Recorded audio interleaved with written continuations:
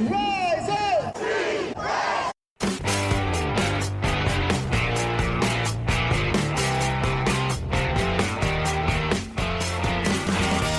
This is the Rise Up See Red podcast, all about the Arizona Cardinals and the NFL, featuring insider and outsider perspectives. Enjoy the best hour of Cardinals talk on the web. Now here are your hosts, Jess Root and Seth Cox.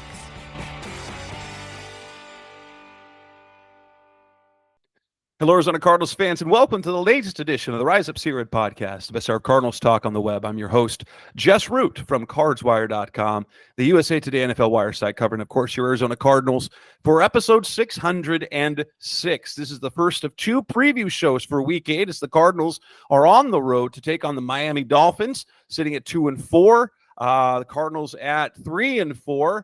And to the first of our two shows is our behind enemy. It's our opponent preview, and a guy we had on just a few months ago, Adam Stites from the Dolphins Wire. Adam, thanks for coming back on, and we get to talk Cardinals-Dolphins. Both teams with higher expectations than have had results on the field, I guess you could say. Yeah, I think there's it's been a pretty tumultuous season for the Dolphins, to say the least. But I think there's optimism that the expectations can still be reached to some degree now that things are maybe headed in the right direction with Tua Tagovailoa back. So let's talk about what, from your perspective, someone covering the team, when Tua went down, how scary was that? I mean, I know there's been a lot made of this nationwide, the question whether he should continue playing or not. I know that's not a fair question to ask him to do, and I like what I'm like, guys, it's football. We're at risk every time we take the field. But how was that when he got hurt again? Yeah, what did that do for you, and what did that do for the team? Yeah, I think everybody had their hands up in the air. We didn't know what to think of it. He's not the first guy to get concussed more than once on the football field, but his concussions have been kind of visceral. They're scary looking. Right. His have looked different. And, he got concussed multiple times a couple years ago and talked about pretty honestly about he considered retirement. So I think Dolphins players, fans, everybody around that kind of is aware of the fact that, if this keeps happening, it could be the end. So I think there was that question. Is this just a quick recovery, or is this it? So I think everybody was just kind of,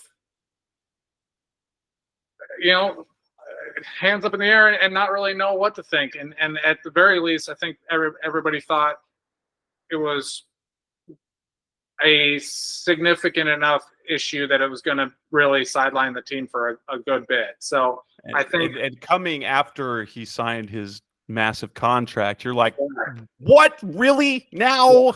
Right. And that was kind of that was a big talking point during the contract negotiations is, even beyond just the concussions from 2 years ago, injuries have been an issue for him in general. So that was dating back to his days at Alabama. Sure. That's the concussion, the hip, all were on like one moment at Alabama. So, that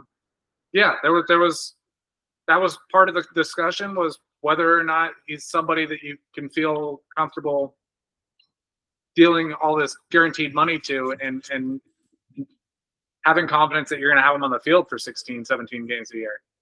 But then you also look at how vastly different this team looks with Tua and without Tua. And then you're like, well, I guess what else do we do, right? Because Dolphins with Tua, fun. The Dolphins without Tua, dumpster fire offensively. Right. I think there's been a lot of talk over the last 2.5 years about whether or not Mike McDaniel has a system quarterback in there that anybody could go in there and run it. And I don't think it requires a ton of physical ability to run his offense, but it does require a lot of timing, a lot of orchestration, a lot of getting the ball out very quickly, intelligence, and Tua is the guy for that. He's a perfect fit for what McDaniels does. And it's not something where you can just find a guy on the street who's going to jump in and be able to do it. They ran through 3 different guys, and it was pretty clear on all fronts that none of them could do it even remotely close to the way Tua runs it. And last year they had the fantastic. He had that full season, led the NFL in passing. The Dolphins offense was great. Before he went down, before he suffered the concussion, those first couple of weeks of the season, obviously week one did not go the way I thought it was when they took a last-second field goal to beat was it Jacksonville that first week. Even before he got hurt, how different did the offense look at the start of the season? It seemed like they just needed to kind of find their momentum. But yeah, like you said, that Jaguars game, it was up and down. I think the big difference about that Jaguars game, which we haven't seen since, is that they had an 80-yard touchdown down the left sideline to Tyreek Hill, and then they had a big 56-yard play to Jalen Waddle across the right side of the field, and the explosives have been absent completely. So even in that week one, they definitely stumbled quite a bit. They had a lot of issues, and then it was even worse in week 2 against Buffalo. I mean, they were down 21 points when Tua got hurt, and he threw a pick 6. That was his 3rd pick of the game. So it's not like this was a well-oiled machine before he went down, but when you can occasionally hit an 80-yard play, it changes things. You can keep yourself in a game. Those have been gone completely, and now every little illegal shift holding penalty is just a devastating. Devastating. Like right. you have barely a chance to stay on schedule on offense without any mistakes, and then you get a bit. I suffered through the 2018 Cardinals, and that was, if a team literally got a touchdown, if they got more than 7 points ahead, you knew it was over. There was absolutely no chance that they could come back. It was completely demoralizing. But so with that, Tua back this week, how much is made right just by having him in the lineup, even if he's, obviously he's going to be rusty, you'd think, right? Yeah, I mean, he said that he said he's been symptom-free since the day after it happened, and he said he's been throwing ever since. So physically, I don't know. He might be fine. He might be ready to go. But you got to imagine the timing isn't quite there. They haven't been working together, haven't been allowed to work together. So I think you have to expect some degree of rust. I think that the immediate better part is just the operations of the offense. They had a game, I think it was week 5. They had 5 illegal shift penalties in that game alone. Oh my gosh. Because they're just not sending guys at the right time without Tua in there orchestrating it. So I think if you just get just having the offense running the way it's kind of supposed to be ran, could make a huge difference. And if they can occasionally hit a deep ball, I mean, this last game, Tyreek Hill and Jalen Waddle each caught their first respective passes after the 2-minute warning in the 4th quarter. Like they've been completely non-factors. So if you can just get them in space a little bit, that could be a big difference. So I don't know if it's fair to expect them to come out and be their 400 yards a game kind of offense, but if they can just kind of clean things up, But they also shouldn't be a 250-yard, 10-point offense. Exactly. I mean, I think it's kind of hard to justify getting less than 20 points a game out of an offense that has Tyreek Hill, Jalen Waddle, Devon Achane, like Raheem Mostert. It's just a loaded offense. You have to imagine you can just get the ball in people's hands and let them do stuff. But the second you go with a Skylar Thompson or with a Tim Boyle, that talent just suddenly, like when you don't get competent quarterback play, no matter how much talent you have, you're just like, and I'm sure that's been like, if the Dolphins had some sort of reasonably seasoned veteran backup who has some starting experience, say like a Desmond Ridder, the Cardinals had on the practice squad all year, and now he just signed with the Raiders. How much more successful? Ridder is not an exciting quarterback by any means, but he does a few things. Would you imagine that 2-4 that they're looking at, you'd be at least a game better? Yeah, I mean, yes, absolutely. I think this last game against Indianapolis was kind of an inexcusable loss. They really shut down. I mean, Anthony Richardson completed like a third of his passes. I mean, he was terrible. The Dolphins offense has been able to kind of run the ball at times. That the closest they looked like a competent offense in New England, they ran the ball 6 straight times on an 80-yard game-winning drive. So the pieces are all there, and the quarterbacking just hasn't been. And yeah, like you said, that there's competent backups out there that they just kind of ignored. I mean, it wasn't like this came out of nowhere when they went into the training camp with Skylar Thompson and Mike White just looking awful every single day, and preseason looking terrible, and they just dealt with it. I mean, we saw Washington, they lost Jaden Daniels on their first drive of the game. Marcus Mariota comes in and drops 40 points. There are guys out there. I mean, imagine Marcus Mariota taking over for Tua in these last 4 weeks. I think they could easily win 2 of those instead of 1.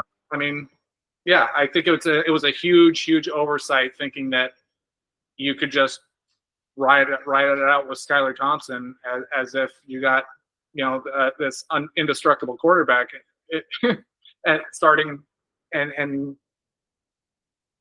able to just replace him with anybody. I think it was a huge oversight.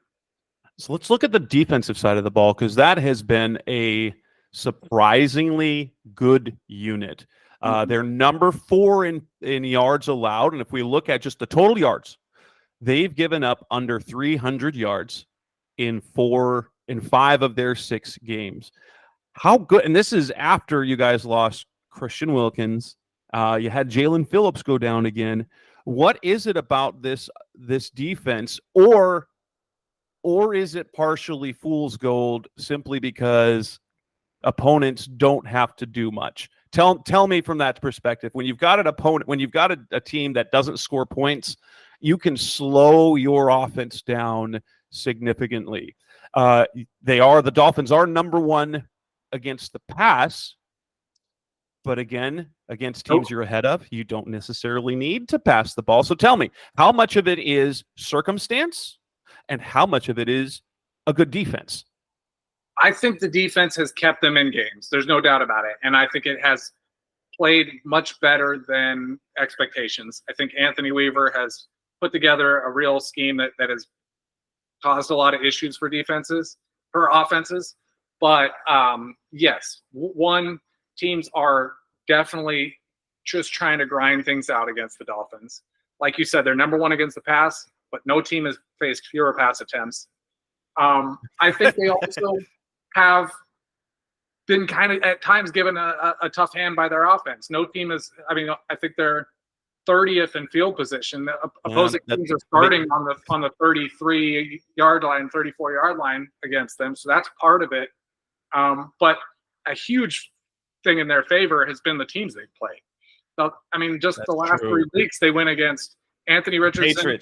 The Patriots are terrible. Patriots were terrible. Titans are no good. Will Levis came in, throws a pick on his first drive of the game against the Dolphins, then gets hurt in Will Levis fashion, and Mason Rudolph came in. So they've faced, far from a gauntlet of quarterbacks, it's been a pretty easy road so far. So they still got another Josh Allen game on the way, and he carved them up.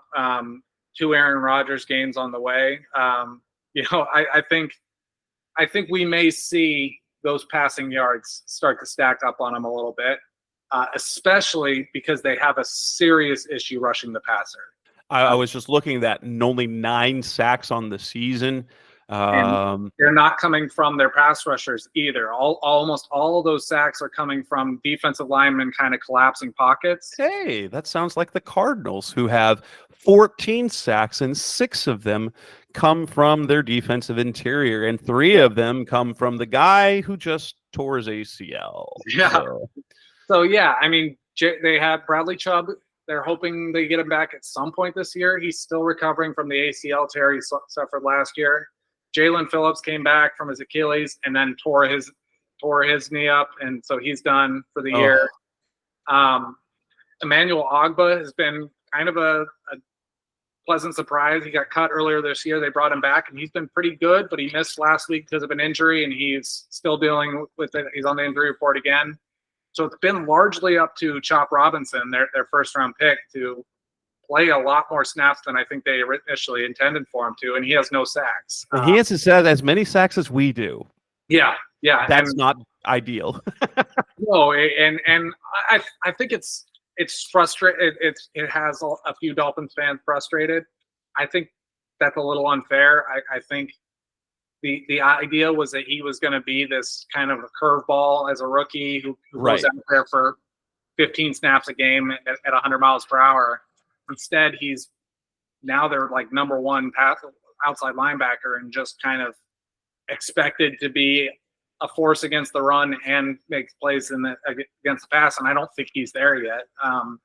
It doesn't mean he's not gonna get there. It's a lot for a rookie to take on. So in terms of rush defense, they've given up 100 yards or more in every game. Now the low hundreds is 5, but it's their last 3 games have been 142, 151, and 155. Is the rush defense a problem? I think that kind of goes hand in hand with the pass defense looking deceptively great. Is that the rush defense? They're just getting grinded on a little bit late in these games.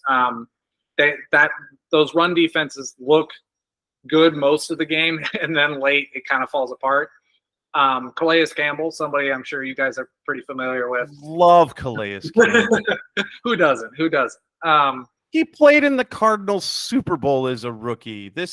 He's been around forever. He's been around forever, and I think they signed him hoping to get 25 snaps a game out of him, maybe.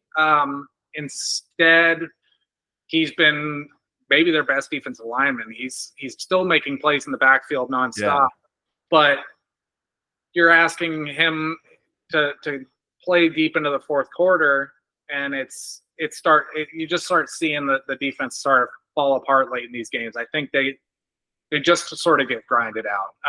So I think the run defense is better than it looks. If the offense was putting up yards and opposing teams are attacking with more balanced attacks, I think we'd see this run defense is more average. I don't think it's a bottom 10 unit. Do you think so?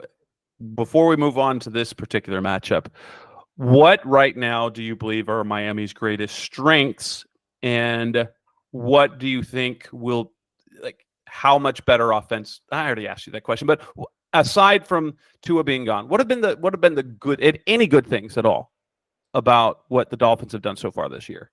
I think it's the offensive line. Everybody thought was going to be a massive issue. They let Robert Hunt walk in free agency, didn't really replace him at all. They let Connor Williams walk in free agency, and they signed Aaron Brewer, who was a up and down player in Tennessee, to take over at center. And the reality is the offensive line's been actually pretty good. It's been a pretty middle of the pack group. The left side of the line, Teron Armstead is putting together a fantastic year. Aaron Brewer has been pretty stellar. The right side of the line has been a little bit weak, but not so bad that you can't work with it. So that's the good news. And it's kind of stunning that they've been so terrible considering the weapons and the offensive line. But that's been a positive, and I think getting Tua's quick release back is going to help that unit look even better. And then defensively, yeah, I think Anthony Weaver's scheme is really proven to be a pretty tough puzzle for opposing offenses to figure out. They've been able to, given a pretty rough hand, force a lot of third down stops. They're very, very good on third down. They've been able to force a lot of negative plays and put teams in rough spots where they have to convert long third downs, and they haven't been able to do it. So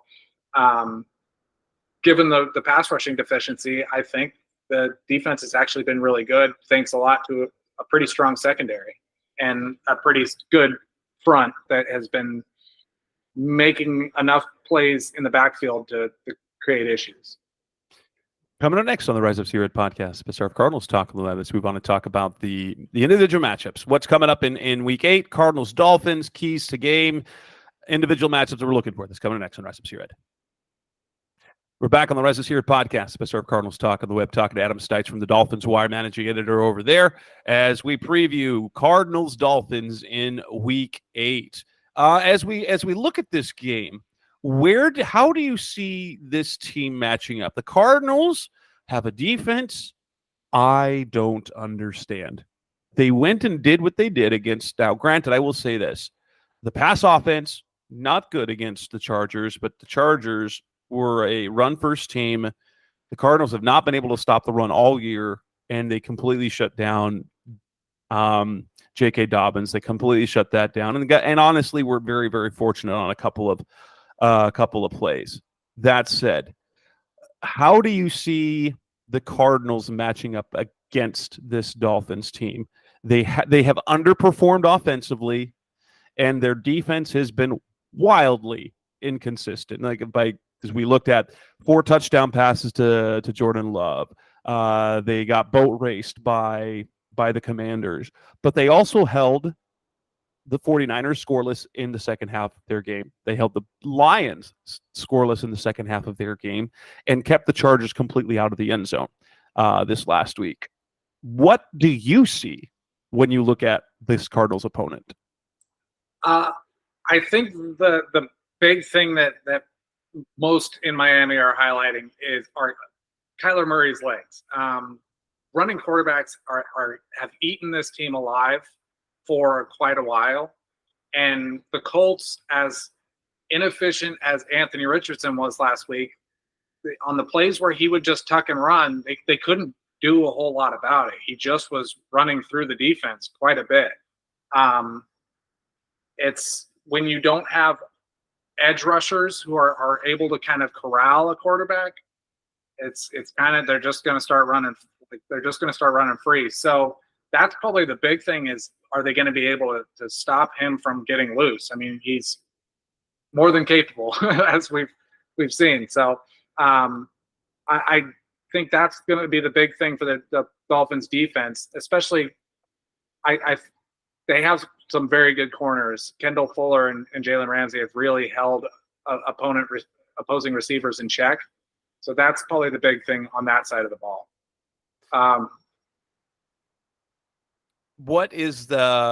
How do they go against bigger, explosive backs like a James Conner? They've done pretty well against it. The opposing running backs haven't really ran through them, with the exception of James Cook in week 2. The Bills, he kind of ate them up a good bit, especially early. But I think that happened because that Bills offense was able to keep them guessing. There was so much coming at them, and they were able to do so many different things that the Dolphins defense was getting kind of carved up because it was a balanced attack headed their way. When a team is just leaning on a guy, the Dolphins defense has been able to make those stops. They got enough big physical guys up front, and even in the secondary, Jordan Poyer, Jalen Ramsey, those guys are more than game to come down the line of scrimmage and make tackles. So, I think if the Cardinals can keep them balanced, then I think we probably see James Conner start to really pick up momentum against them. Offensively, how much do you think that this week they will lean on the run, or will they really try to almost immediately open back up the passing game a bit for the Miami offense? They are so wildly inconsistent with with whether or not they decide to establish the run. There have been times where they just run and run and run and run and find a ton of success doing so. It saved the game for them against New England. They just leaned on the combo of Raheem Mostert and their rookie Jalen Wright, and they really just mowed through. And then there's been other times where they just won't run the ball at all, and even though they're finding success. So I think they've probably learned their lesson a good bit, that they've found success on the ground, and it's helped them win games. And they have their full complement of running backs now. Mostert's healthy, Achance healthy, and Jalen Wright has been a very pleasant surprise. So they got that trio. I think they probably won't try to put too much on Tua's plate in his first game back. So yeah, I think we're going to see a lot of running the ball. This should be interesting to see. I want to see if you know this, because it's something that, if this is characteristic kind of the Shanahan influence. When the Cardinals played the 49ers, an interesting stat is that Jordan Mason didn't run the ball once against a stacked box with the Cardinals. But that was because Shanahan plays the numbers game. And so if they see a stacked box, they automatically swap to pass. Is McDaniel the same thing, or will they still, if they see numbers in the box, will they check to a pass play? Is that philosophically something that they do? Absolutely. And that's, you saw it even when it wasn't Tua in the offense. They're gonna try to go to where the defense tells them is the move. And it didn't work without Tua, because I think a lot of defenses were just kind of baiting them into plays they couldn't make. So yeah, I think if the Cardinals stack the box, they're going to throw the ball, and vice versa. If the box is open, then the ball is going to come up the middle. So yeah, I think that's absolutely the same philosophy as that Shanahan philosophy. Which matchups are you most excited to see that you think will kind of be the difference-making matchups in this game? I think Budda Baker is the type of player that creates issues for them. I don't matchup because he's far off the line of scrimmage that I don't know. I guess Budda Baker, Jonnu Smith would be a very interesting one. Mm-hmm. Jonnu Smith has been a huge part of the offense in the last couple of weeks. He was this new chess piece that everybody was excited to see, and he didn't really do much of anything for 3 or 4 weeks, and now suddenly he's a very valuable piece. He was their best player, no doubt about it, last week. So that's probably the one I'm most curious to see, is the middle of the field, whether or not they could take advantage against Budda Baker. Who will it be? Ramsey, who's going to likely see the most work against Marvin Harrison Jr.? Last year he didn't move Jalen Ramsey around at all, and it was frustrating for it was frustrating for Ramsey himself that he was stuck on one side. This year he gets a little bit. They've been using him in a lot of different ways. They've been blitzing him a lot. He was in the backfield twice last week, so I don't think they're going to have him shadow Marvin Harrison. I don't think they're going to have him chasing him. I think it'll probably be a few different corners on Harrison. I think Kendall Fuller will probably get a lot of work against him as well. I don't think they're going to scheme it up that way. I think they'll try to use Jalen Ramsey as a player who does a lot of things and be around the line of scrimmage. But I would imagine it's pretty balanced in the way they cover him. When offensively, I don't see a lot of Dolphins stuff. So do Waddle and Hill move a lot in terms of the positions they play? Or are they fairly stable in terms of where they line up? They move around a lot. There's a lot of motion into this offense. That's a big staple, especially with Tyreek. Tyreek Hill is very rarely stationary when the ball is snapped. They love him all over the place. Fake it to him out of the backfield, or hand it to him, screen passes and swing passes. That's definitely a very big staple of their offense, is him moving around quite a bit. Waddle's usually a little bit more stationary, but yeah, he's never. You can't just assume he's going to be stationary. I think Waddle does a little bit more, but Waddle's more that traditional wide type of receiver who's just going to be split out wide and stay on his same role. That appears that, well, the Cardinals. So Sean Murphy-Bunting, one of their starters, he's dealing with a neck injury. I don't know what it be. So we might see a trio of Star Thomas, second-year undrafted player, Garrett Williams, second-year player, and Max Melton, rookie.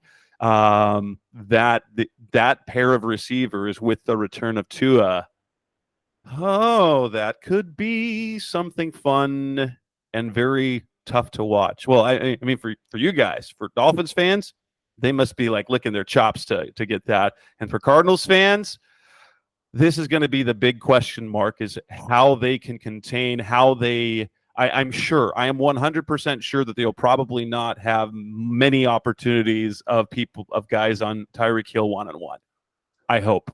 And I hope that they bracket him, and I hope they cover him that way. But I mean, you can't bracket both receivers. You can't really do that. So I think, to be a little bit fair to the backups who couldn't get anything going with, Tyreek Hill and Jalen Waddle have not been playing good football either. So that is probably a little bit of a factor here, is that they're just not. I mean, Jalen Waddle suddenly has a case of the dropsies. Tyreek Hill had Tyler Huntley threw him a perfect ball about 40 yards downfield, and Tyreek just didn't see it and landed right in front of him last week. So, yeah, I think that's that. I think there's a little bit. They're not just bottled up waiting for somebody to finally get them the ball. They have been blowing opportunities when they've come their way. So that is a factor here, that maybe getting Tua back in there cleans things up, but they also need to clean their play up as well. Yeah, I'm sure there's part of that. There's that little kind of, well, I'm not going to get the ball anyway, and so they don't lock in. And I bet that those guys are so excited to get Tua back in the lineup. So I don't know what to think of this game, because I like to talk about, normally I look at the matchups like off the edge. I'm like, there's literally nothing to watch for the Cardinals edge guys against the Dolphins tackles. And it sounds like there's really not much to watch from the Dolphins edge guys against the Cardinals tackles either. So yeah. I mean, it'll be fun to see Calais Campbell go up against whoever lines up. Where does he mostly line up on the defensive line, or does it kind of swap left side, right side? Does it change a lot? He's usually it's a 3-4, so he's definitely got his hand on the ground, right around the right guard, right tackle. He's on the right side, and more often than not, it's not 100% of the time. But Zach Sealer is usually on the other side, off the left side of the offensive line. Okay, so we'll get Evan Brown versus Zach Sealer, and Tristan Colon / rookie Isaiah Adams against Calais. That should be interesting, to say the least. Well, let's go on to the last segment then. Coming up next on the Rise Up Seaward podcast is best hour of Cardinals talk on the web. Let's talk predictions, picks, and kind of think, what do we think is going to go down? That's coming next on Rise Up Sea Red. We're back on the Rise Up Sea Red podcast, the best hour of Cardinals talk on the web. Still talking with Adam Stites of the Dolphins Wire as we look into this final segment, making predictions. How do you see this game? Like right now, do you see, because I have no idea. I have no idea what to think of this, partially because I don't know what to think about the Cardinals anymore. It's a week-to-week proposition that makes no sense to me. Yeah, I think it's really I'm at a kind of at a loss here as well, just because who knows what Tua is going to look like after 5 weeks of not even practicing with the team. So, and they were really not. It wasn't like this thing was humming on all cylinders before he got injured. So, I think we see an uptick. It's hard to imagine the offense being worse. So you would think that they're going to take a step in the right direction. So I'm thinking 20-ish points from Miami, maybe 24 range. I don't think they're going to push it up into the 30-point range. I think that's asking a lot after right. After all this time off. So yeah, I would say I think it's going to be close, 24-21, 23-20 kind of game. I guess I'm leaning Miami just because I think the Tua factor's gotta feel good, and just the fact that the Cardinals don't put two good games together in a row. They don't. Yeah. And Miami's been all over the map, but for pretty obvious reasons. So I don't know really what to expect. I think it'll be close. I think every Miami game seems to find a way to be ridiculous. And I'm thinking the same thing too. Honestly, I could see. I wouldn't be surprised. I wouldn't be surprised to see a 31-17 Dolphins win. That said, I don't think that's going to happen. And maybe it's just the hopefulness in me. I'm going to say that Tua makes the Dolphins better, but not quite enough, and the Cardinals grind out a 23-20 win. And maybe it's Chad Ryland's third game-winning field goal of the season. Wouldn't shock me. That whole scenario would not shock me at all. I think that first week one game was far more miss than hit for the Dolphins, and I wouldn't be surprised if we see a similar type of performance after being out of commission for 5 weeks. Any statistical projections from your players? What do you think you'll see from, if you had to pick who's going to have the biggest game? I think Raheem Mostert is going to get a healthy amount of time.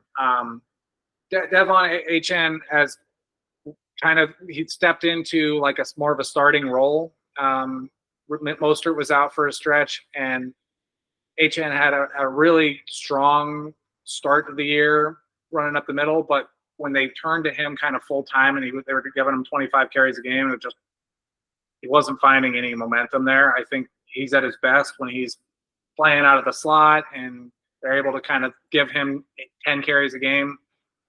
I think now that they've kind of got their full group back, I think we see them lean on Mostert a lot more, and I think this is the type of matchup where he could maybe find success, especially since I don't think they're going to want to put too much on Tua's plate. So that's the guy I'm looking at.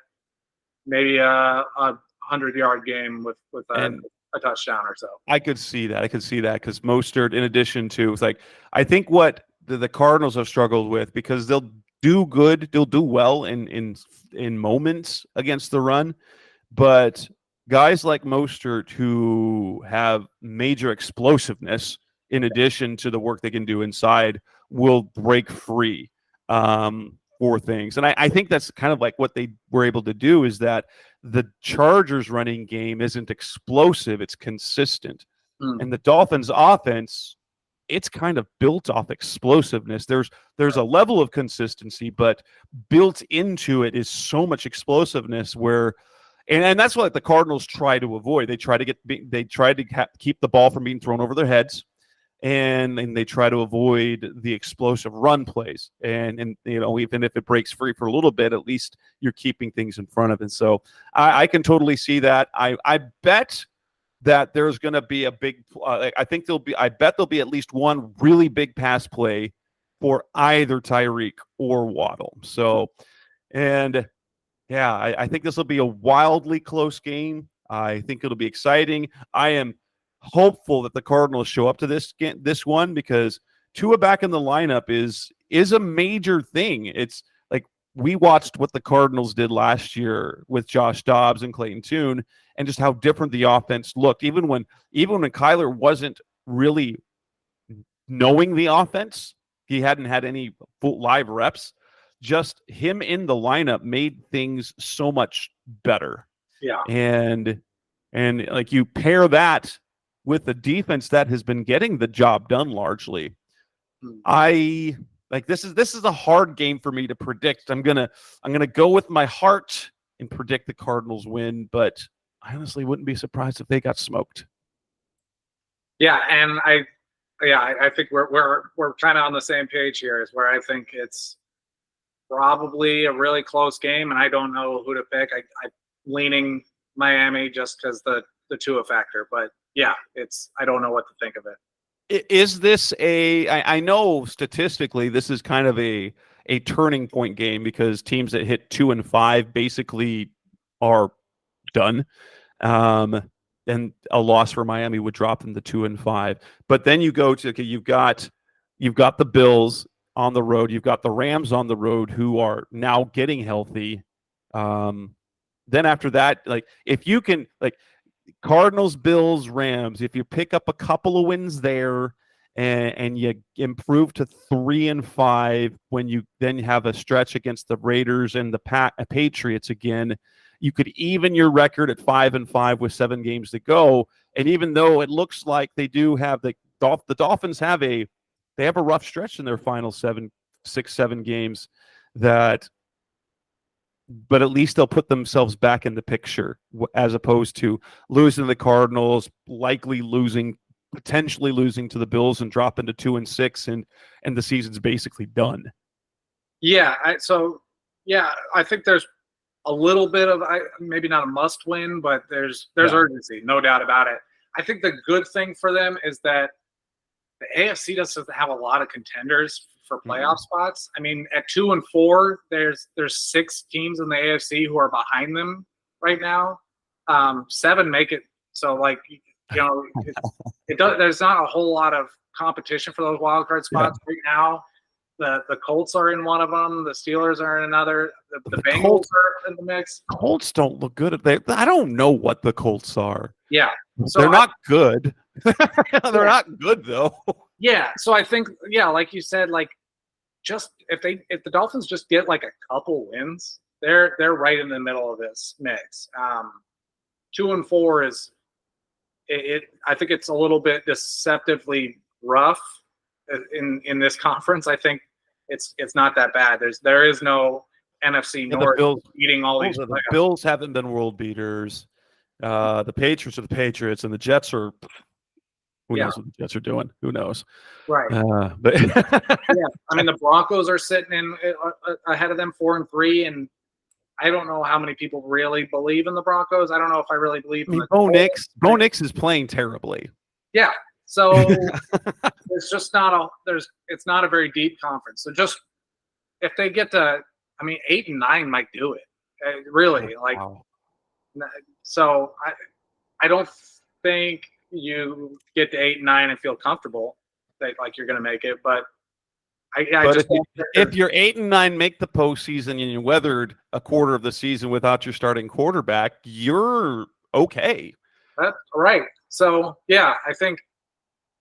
I don't think they're out of it, but there's urgency for sure. I mean, especially trade deadline coming up. They lose the next 2 weeks and they're 2 and 6. I think you're thinking about the fact that you don't have much cap space next year, and you've got a lot of aging veterans on your squad. So yeah. Let's not worry about that. We got this game to go. And with that, the big thanks to Adam Stites over from the Dolphins Wire. Check out his stuff at the Dolphins Wire.